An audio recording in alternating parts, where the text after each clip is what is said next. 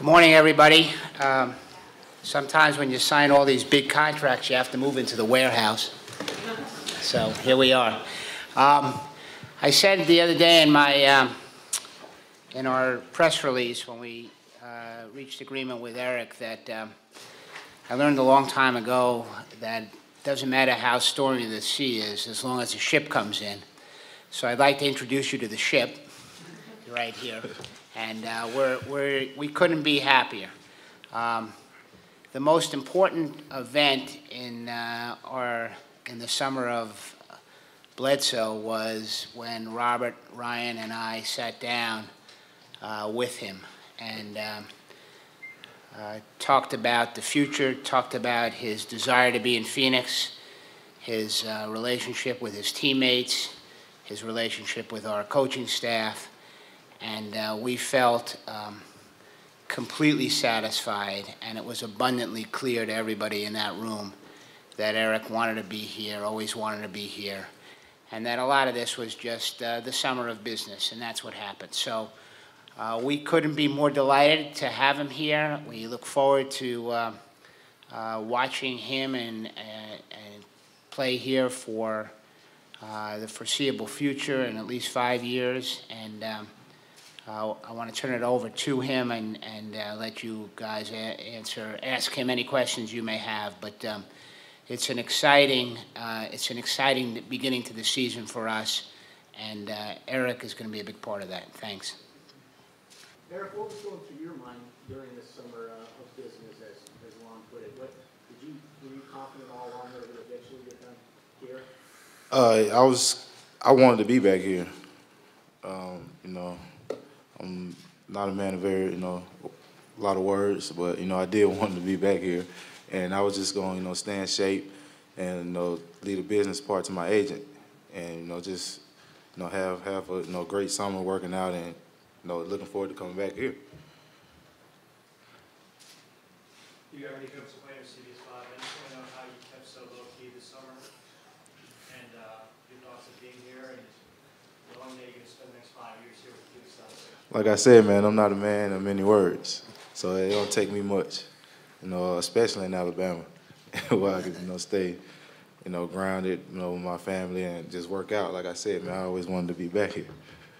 The perception was you're holding out for a max deal, and that's the way it came across in the media and through all the reports. Do you have any concerns on how the fans will react to from what's happened this summer? Like I said, I wanted to be back here. I was going to leave the business part to my agent and, let him and, Lon and Ryan them, do that part. And I was just going to do my part, what I do best, just, working out.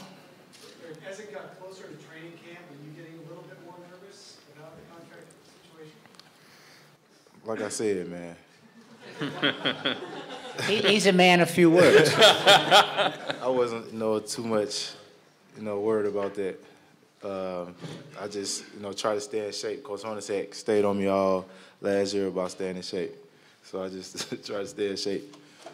Eric, has that been one of the bigger adjustments for you as you've gone into basketball? Kentucky's high profile, the NBA is obviously high profile. Has that been an adjustment for you to still be a man of few words as everybody's clamoring for more from you, for more attention, for more from you in general? Right now, I got a lot of, expectations now. I get it. When I was, in Kentucky, I was playing behind, John and whatnot, and everybody didn't expect much out of me. So I pretty much didn't really have to do too much. So now I'm looking, forward to, being a leader with some of the guys on the team, So I'm just, like I said, I'm excited. Eric, what about this team and this franchise made you want to come back? Oh, my teammates. I love playing with them. And the fans also. I think last year we took a big jump, as far as, winning for one. And, getting that bond with, with all my teammates. We got some new players on the team now that, we got to, factor in. But, that was a big, factor for me. I love the city. You talked about how you stayed away from the business part. Was there ever a point you became concerned that the business part was going to prevent you from coming back here? No. Like I said, I talk to my agent every day. So, I wasn't pretty much worried about that. I was just trying to stay in shape because all I was hearing in the back of my head, Coach Horner said, Eric, you gotta run. You gotta come in and run. Ryan, you've had a golden touch with this franchise ever since you stepped forward. Was there a point in this whole process where you said to Lon, or you might have had a personal conversation, where you said, you know what, Eric is vital, we've got to have him here, let's get this done? Well, Joe, I'd say we work as a team. And Robert, Lon, and I, we don't do anything without agreeing on it. You know, negotiations are funny. This negotiation started last October when we talked to Eric's representatives about an extension. Deal didn't get done at that point.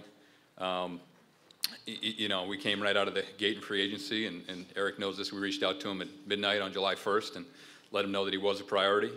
You know, the negotiations, I should say, obviously took longer than any of us anticipated. But you know, I think we made it clear. I feel like we did make it clear that Eric was our top priority. But no, we work as a team. Lon, Robert, and I. You know, we don't do anything unless we're on the same page. And it was unanimous among the three of us, and also among our coaches, and as importantly, probably more importantly, Eric's teammates, that he came back in a Phoenix Suns uniform. One more? Lon, Yeah. what was it that, I mean, how did you break the ice here? How did you finally break through and get this done? What changed?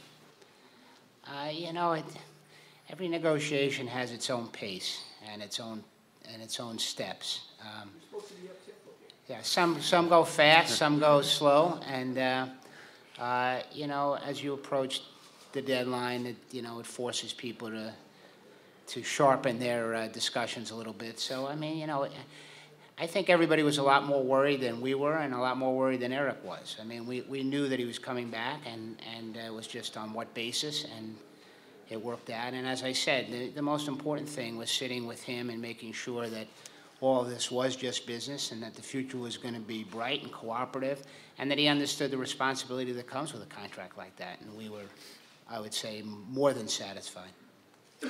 One thing I add to that, Bob, is, you know, don't blame Eric or his representatives for how long this took. If you want to blame anybody, blame Lon and I too, because we're half of it. And if you think they started too high or we started too low, you know, we share that responsibility, and I want our fans to know that, you know, how important we feel Eric is to our team, how highly we think of him, and how excited we are to have him back in the Suns uniform. You know, we don't, you know, part of the problem here was we don't negotiate in public. And so people try to fill the airspace with a lot of information. A lot of it was wrong. I always believe it's, you know, complicated enough without getting, you know, the public involved, the media involved. So a lot of the impressions were misimpressions. It was a process, and it got done, and it was, you know, we're happy, and there was no acrimony really throughout the process. So that's the reality of it. Okay. Guys, we're going to let Eric leave. We'll have Morris come on. Eric's still going to be available downstairs. We need more chairs.